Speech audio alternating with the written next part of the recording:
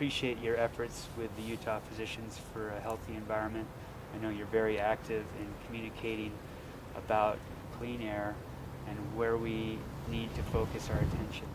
Probably the two most important components of, quote, criteria air pollutants are particulate matter, in other words, little tiny particles, and ozone.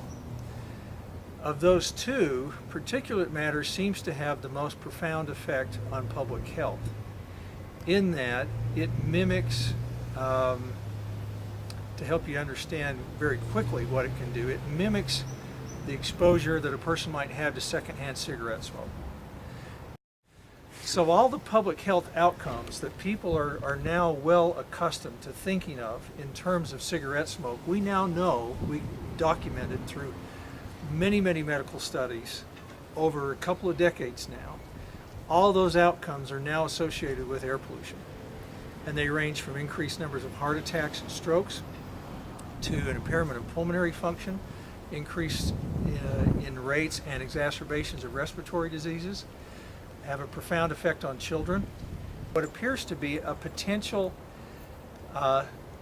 inhibition of the growth of a child's lung function, to the point where if a child grows up in a community where the air pollution is higher than it should be, that person, by the time they reach the age of like 20, and that's when a person's lung function becomes its maximum,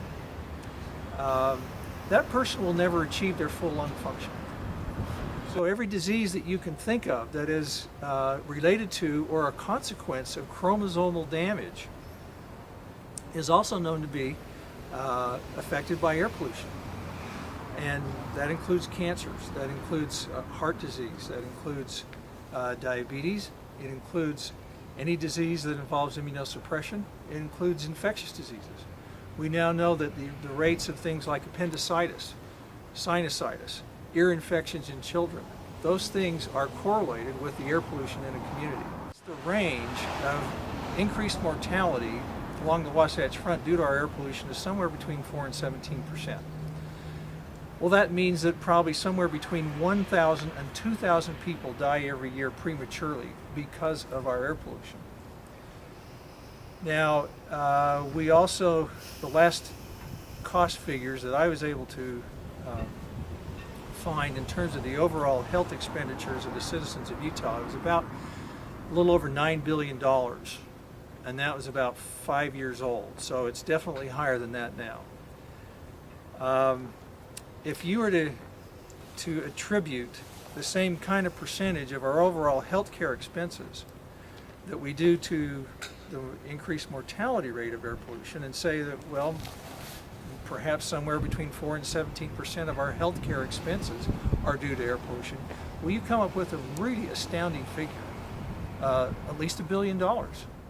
We have the biggest percentage of our population living in the smallest area, most of it along the Wasatch Front, about 80%. In that particular area, about 60% of the air pollution generated comes from vehicles, and the rest from industry and then from outside our airshed. So if you were to try and target one particular part of this problem and say, where could we go to address the problem and get the biggest bang for our buck, it would be getting people to use an alternative means of transportation besides the mode of one person, one car. I think the most success we've had is in the forum of explaining to the public what the health consequences are of the decisions that we're making with regard to burning fossil fuels. And when the public gets an idea of what the real consequences are, then they, by and large, are willing to say, yeah, we've got to do better than that, and we've got to prevent our community from getting even worse than it is now.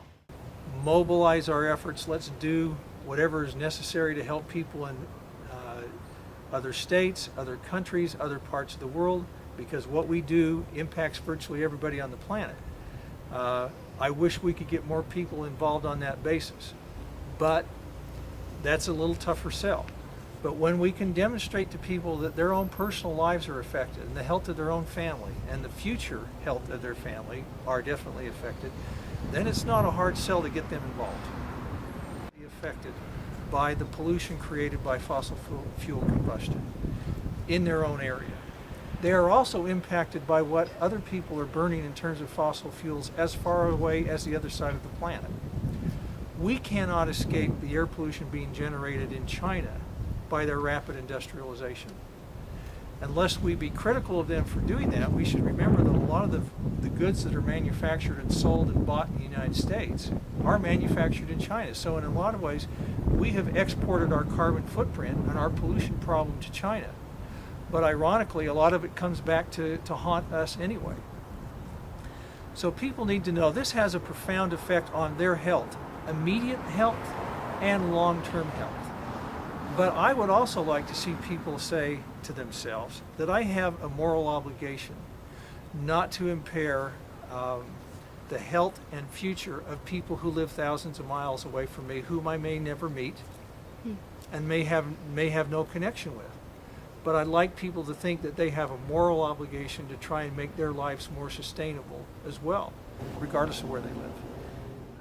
About it. I want our leaders to say, hey, we can do better than this, and we should be doing it. I want somebody with an FDR sort of mantle that will say, this is what we should be doing, this is right, and we need to bring the people along with us. If they're not there already, then it's up to us to bring them with us. The combustion of fossil fuels is also a risk analysis sort of situation. What are the benefits and the risk of us continuing to do what we've always done compared to actually addressing these problems? That's a very logical, non-emotional sort of approach. That needs to be tried. We need to approach people with the idea that the world is changing rapidly, and we can't continue to think that the way we've always addressed our energy needs is the way we're going to be able to in the future. Every person's motivation may be a little different than their next door neighbor. I think some people are more open-minded to information that's inconvenient or painful or uncomfortable to hear. That's why I think multiple approaches need to be taken, because not everybody is sufficiently prodded or motivated to change their behavior by exactly the same sort of approach. So we need to try multiple approaches. Those of us in the scientific community need to vigorously and aggressively stand up and defend the scientific process across the board. Give one sort of summary vision of the future in Utah and what the impacts of air pollution might be if we're going to continue on our current trend of building more highways, encouraging more in-migration. Right now there are plans to build a lot more freeways, entirely new cities and new communities right here in the northwest quadrant on the west side of Utah Lake. It's almost like there is no recognition of all this plan for more growth, more housing, more people, more cars, more industry. What will the air pollution consequences of all that be? Nobody seems to actually be stepping up and asking that question, and it's time that we said, wait a minute, we can't continue to plan for all this growth and not take into account the air pollution consequences of that growth. Because if we don't, within 20 years, our children and grandchildren won't be able to live here, nor will they want to, because the air pollution will be intolerable. And we have to start addressing that right now in order for us to not wreak catastrophe upon ourselves 20 years down the road.